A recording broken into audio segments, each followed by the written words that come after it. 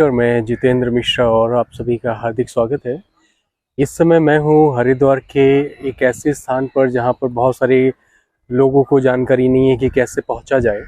ये एक unseen place में ये कहलाता है क्योंकि यहाँ पर बहुत ही कम लोग ही आ पाते हैं। क्योंकि इसका एक मेन कारण ये है कि लोगों को पता नहीं है कि कैसे पहुँचा जाए।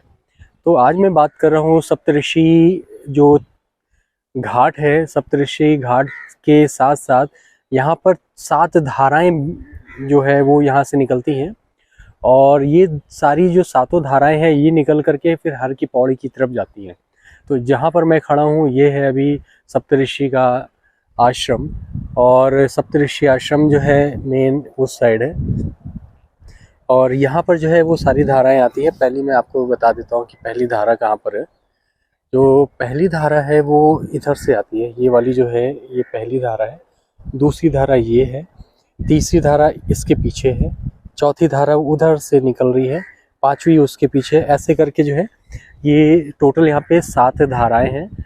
और 7 धाराओं का भी एक अपने आप में एक कहानी है, महत्व है कि यहाँ पर सप्तऋषि रहते थे, तपस्या करते थे हरिद्वार में।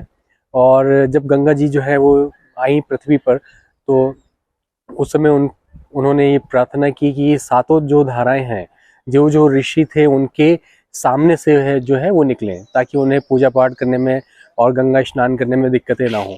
तो इसी कारण से जो है जितने भी आश्रम थे 7 ऋषियों के, उनकी कुटी के आगे से गंगा जी जो है वो अपनी उन्होंने धारा को बनाया। और धारा बनाने के बाद वो 7 ऋषि के जो है उनके जो कुटी के सामने से वो बहना शुरू हुई।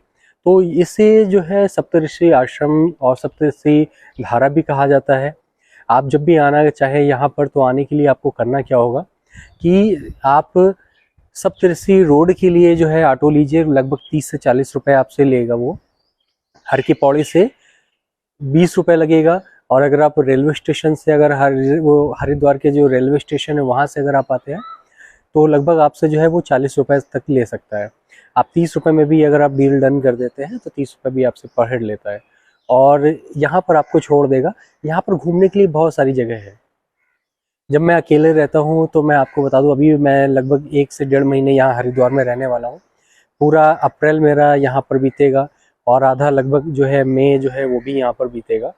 तो 1.5 महीने का जो मेरा ये टूर है वो हरिद्वार का है, जिसमें मैं कोशिश करूँगा कि आपको यहाँ की जो भी अच्छी से अच्छी इन्फॉर्मेशन है वो आप लोगों को प्रोवाइड करा सकूँ, आप लोगों से शेयर कर सकूँ। यहाँ की जानकारियाँ, जो यहाँ पर स्टे करना है वो कैसे करेंगे, आसपास के जो लॉज हैं, होटल्स हैं, धर्मशाला हैं, उनकी भी जानकारी आपसे मैं शेयर करूँगा। और सबसे पहले मैं आपको जो है यहाँ का दृश्य दिखा देता हूँ ताकि आप एक बार जो है इससे अवेयर हो जाएं कि अगर आप आते हैं तो आप कैसे पहुँचें। तो सबसे पहले ध्यान रखिएगा कि ये जो सामने है ये पूरा जो है ये नजीबाबाद करके यहाँ पर जो रेलवे स्टेशन है यहाँ से कई किलोमीटर दूर ये पूरे जंगल है। इसके पीछे जो है नजीबाबाद पड़ता है। ये सारा जो है वो फॉरेस्ट एरिया है और यहाँ पर फॉरेस्ट एरिया के साथ जो इस साइड से जो गंगा जी आ रही हैं, यहाँ से जो गंगा जी आ रही हैं ये सप्तऋषि आश्रम की ओर से होकर के आ रही हैं। फिर दूसरा जो ये वेग मैंने आपको बताया था ये है।